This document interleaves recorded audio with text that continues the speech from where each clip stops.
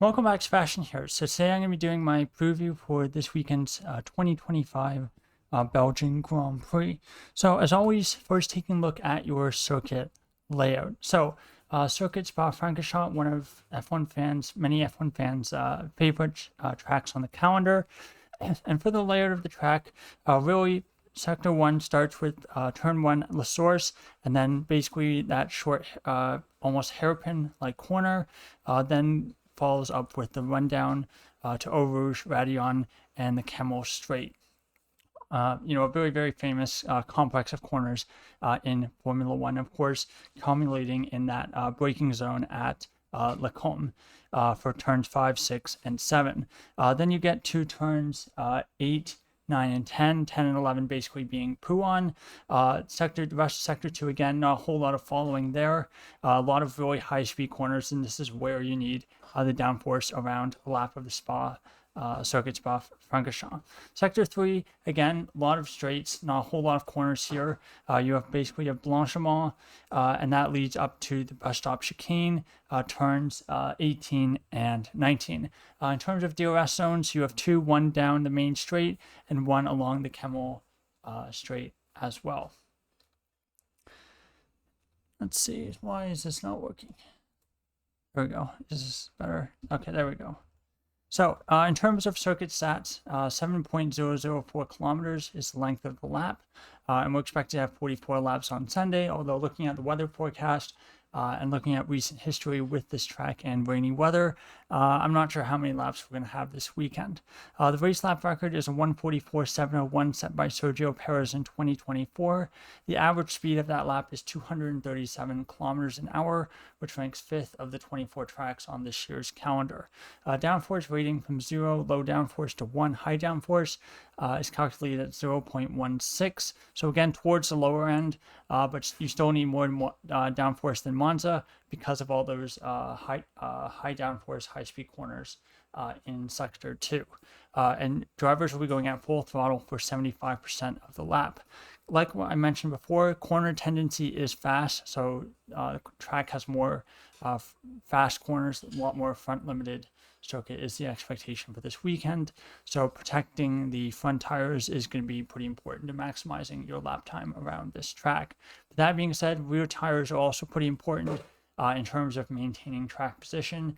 For example, if you have really, really bad rear tire grip, exiting bus stop chicane or exiting La Source could make you really, really vulnerable going down the Camel Straight into that chicane complex. Now, circuit stats, in terms of pole to win ratio, 53%, and that's since 2010. So again, a little bit above half. So there is a little bit of unpredictability when it comes to the race result, and the race results are not going to be, predetermined by Saturday's qualifying results. Now, in terms of rookie out qualifying percentage, 41%, which is rather high, and that ranks 5th of the 24 tracks on this year's calendar. So this is a track that's a little bit more friendly for the rookies, not necessarily because it's an easy track, but because it's a track that the drivers should know pretty well from Formula 3 and Formula 2. Safety car percentage since 2015, I believe. I think its last 10 Grand Prix was the best I saw, was about 50%. So again, fairly high chance of a safety car. And again, I can go back and look at historical data going all the way back to the 70s or 80s. But realistically, because safety cars come out so much more frequently than they did in the past, that makes it a little bit less relevant. And of course, this is one of the most historic tracks on the F1 calendar, with its first race happening in 1950.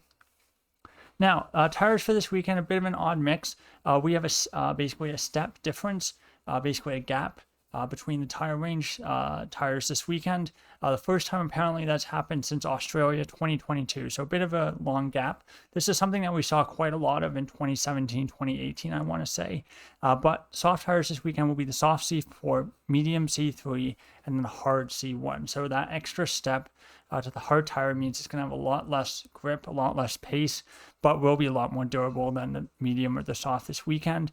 And given that the track temperatures are expected to be pretty low, I think the C1 tire will have a really hard time firing up. So you might end up seeing a two-stop race where basically drivers will try to do soft, medium, something like that. Now, in terms of weekend schedule, this is a sprint race, so very limited running for this weekend in terms of practice sessions. So Friday, FP1, 12:30 p.m., Formula 2 qualifying 2:55, and sprint qualifying 4:30 p.m. The weather for sprint qualifying is expected to be 18 degrees and a very mixed set of weather with 32% chance of precipitation. So it might be sunny, might be cloudy, but might also be a bit rainy. For Saturday, much the same. Saturday, sprint is at noon, Formula 2 sprint race at 1:45, and then F1 qualifying at 4 p.m. with the weather expected to be 20 degrees and cloudy, but chance of precipitation is about 18%. Then for Sunday, Formula 2 feature race at 10 a.m. with the F1 Grand Prix at 3 p.m. And the weather forecast for the Grand Prix on Sunday for the race start, 18 degrees and a 33% chance of precipitation. So again, very, very mixed weather forecast this weekend. So it'll be really interesting to see how things play out. Now, in terms of last year's race, this race was, of course, won by Lewis Hamilton, with the podium being rounded out by Oscar Piastri and Charles Leclerc. Now, of course, the big headline from last year's race was the fact that it was a pretty interesting strategic race. You had most drivers opted to do two-stop strategies. There weren't really any big crashes, any super big incidents, but one driver decided to have a really bold strategy and decided that he was going to do a one-stop strategy, and that, of course, was George Russell, who ended up eventually getting disqualified for having an underweight car. A lot of theories going around that underweight car was due to the fact that he only did a one-stop strategy, and therefore the tires had lost so much basically tread that it made the car underweight. So a bit of an odd one there. You know, partially, I guess you can say Russell's fault for doing a one-stop strategy, but also probably just one of those unlucky things where it's a bit unfortunate that happens. And again, you don't want to ever see drivers lose their race wins, because again, it does kind of make the sport look bad as a whole. So that was the 2024 race. Not the most exciting, I think, in terms of wheel-to-wheel racing, but we did have a pretty interesting strategic battle, but I think unfortunately really tainted by the fact that Russell's win would eventually be stripped and Hamilton would end up as your winner. Now, in terms of best and worst qualifiers for this track historically, best based on their percentage of out-qualifying their teammate compared to their career average, best is Charles Leclerc plus 21%, median qualifying gap of 0.265 seconds, better than his teammate. Number 2 is Lewis Hamilton. So the two Ferraris 1 and 2 will be interesting to see who out-qualifies who this weekend. But for Hamilton, plus 17%, and 0.458 is his median margin for out-qualifying a teammate. And number 3, Max Verstappen, plus 11%, but he does have the biggest margin of the three with a median qualifying gap of 0.546 against his teammate. Now, in terms of worst qualifiers, a couple of interesting names here. Nico Hülkenberg, who of course got his maiden podium last time out, negative 36%. And again, that's from, I think, over 10 years, over 10 races he's done at Spa. So again, that's a pretty bad number, with a median qualifying gap of plus 0.285. Number 2, George Russell, negative 35%, median qualifying gap of positive 0.273. And then number 3 is Fernando Alonso, negative 28%, but still on average has out-qualified his teammate. So a median qualifying gap of negative 0.101. Now, in terms of qualifying predictions for this weekend, there's a couple interesting ones on the board. So these are the 10 drivers who are predicted to out-qualify their teammates. So Piastri, Leclerc, Verstappen, Antonelli, Alonso, Gasly, Behrman, Hadjar, Albon, and Bortoleto are all expected to out-qualify, or all predicted, I should say, to out-qualify their teammates. Interesting to see so many rookies on that list, but again, when you look at who their teammates are, a bunch of them turned up on the list I just looked at in terms of worst qualifiers here historically. So again, we'll be interested to see how many of those come to pass.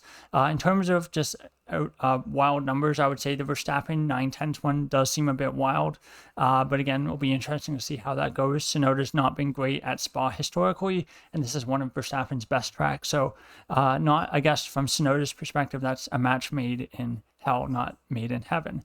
I think the Bortoleto half a second is also a bit big.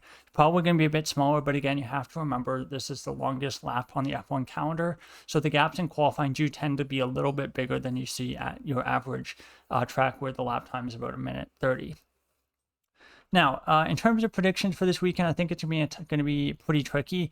I think McLaren should be an easy bet for a 1-2, and I think Piastri is going to be, very motivated to come out hitting here after what happened last time out in Britain, where he effectively lost the race win through not necessarily a silly penalty, but a penalty that was definitely quite unnecessary. So I'm actually going to predict Piastri for the race win here, and I'm going to have his teammate Lando Norris in second.